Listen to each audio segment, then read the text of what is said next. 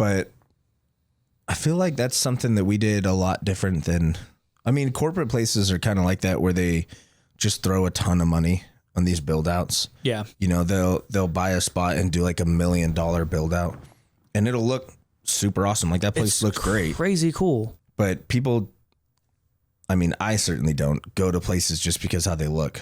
No. And it's like, yeah, you put $2.5 million into a location. So let's do a little bit of math. How much you have to take, how much you have to do, and how long to make that money back. Right. So if you do $2.5 million, let's say a good restaurant bar taking home 10% profit.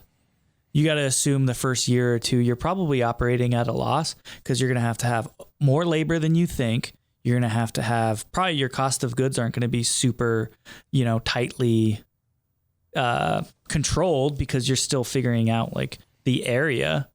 And then from there, you're going to have to do $2.5 million for 10 years, not considering inflation, to just recoup that $2.5 million build out, assuming everything goes right.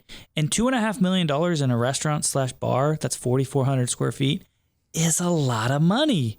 And that's not assuming like 10% year over year is pretty good. You're going to have slower years where the economy goes bad. The consumer's not consuming as much. It's going to be tough to do that. So like you're putting in a 10-year potentially to recoup and break even. 10 good years. Yeah. To break even, not even make money. And then after that, you start making money. Most restaurants don't last 3 or 4 years. It's like, I don't know what people are thinking when they do some of this stuff.